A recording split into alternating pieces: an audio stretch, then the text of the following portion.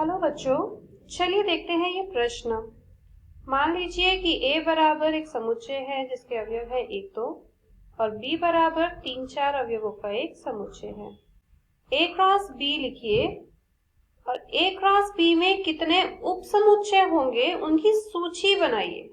इस प्रश्न में हमें दो समुच्चय दिए गए हैं और हमें A क्रॉस B का मान मतलब इन दोनों समुच्चयों का कार्तीय गुणन लिखना है और साथ ही हमें बताना है कि उसमें कितने उपसमुच्चय होंगे जिनकी हमें सूची भी बनानी है। तो इस प्रश्न को करने के लिए हम इसकी मुख्य अवधारणा देख लेते हैं। सबसे पहले इस प्रश्न में बात हो रही है कार्तीय गुणन की।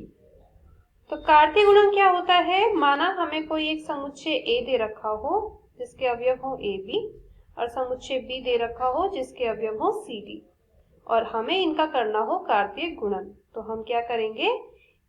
समुच्चय A और B के अवयव मिलाकर क्रमित युग्म बनाएंगे जिनका एक समुच्चय होता है कार्तीय गुणन। देखिए, जैसे समुच्चय A का पहला अवयव A है, ये क्रमित युग्म बनाएगा समुच्चय B के अवयव से। A का क्रमित युग्म हम C के साथ भी बना सकते हैं और D के साथ भी। तो प्रत्येक अवयव इसके प्रत्येक अवयव के साथ क्रमित युग्म बनाएंगे। अब इसका दूसरा अवयव हम लेते हैं B C के साथ भी क्रमित युग्म बनाएगा और D के साथ भी। तो जब ये प्रत्येक क्रमित युग्म हम बना लेंगे तो इनका जो ये समुच्चय होता है ये होता है कार्तीय गुणन। ठीक है, अब बात करते हैं उपसमुच्चय की। उपसमुच्चय होते हैं जो किसी भी समुच्चय के कुछ अवयव को लेकर नया समुच्चय बनाते हैं। माना ये एक समुच्चय है और इसके हमने ये दो अवयव लिए हैं AD और BC। तो इस समुच्चय को हम नाम देते हैं C का।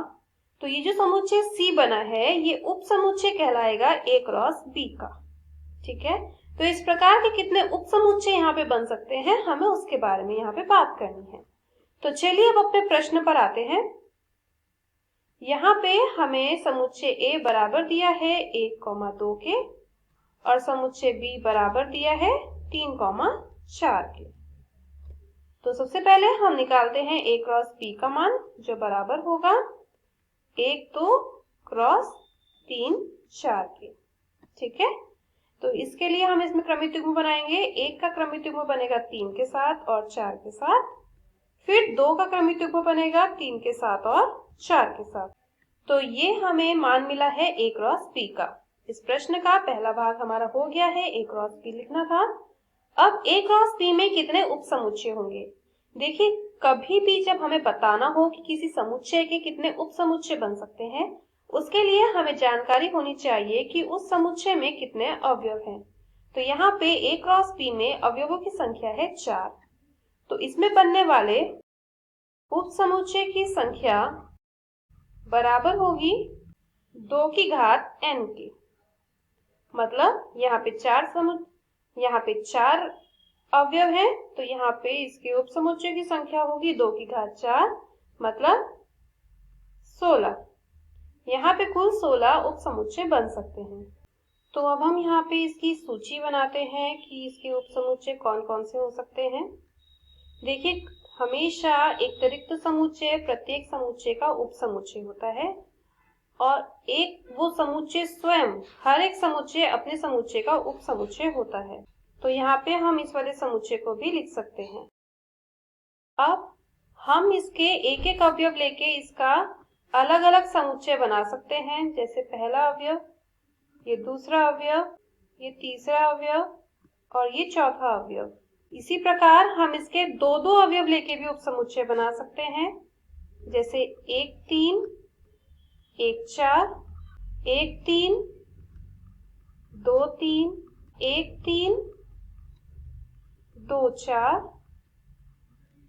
या फिर 1 4 2 3 1 4 2 4 और या 2 3 2 4।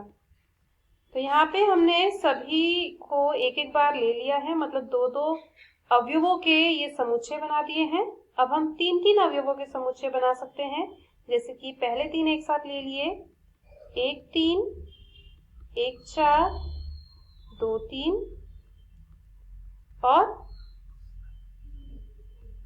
1 3 1 4 2 4 और 1 4 2 3 2 4 और एक अंतिम अवयव 1 3 2 3 2 4। तो ये सारी सूची है इसमें बनने वाले सभी उपसमुच्चयों की। यहाँ हमने बताया था 16 उपसमुच्चय बन चुके हैं, बन सकते हैं, और ये आप देख रहे हैं कि इस प्रकार के 16 उपसमुच्चय इसमें बन सकते हैं। मैं आशा करती हूँ उस मुख्य अवधारणा की मदद से आपको ये प्रश्न समझ आया होगा। धन्यवाद।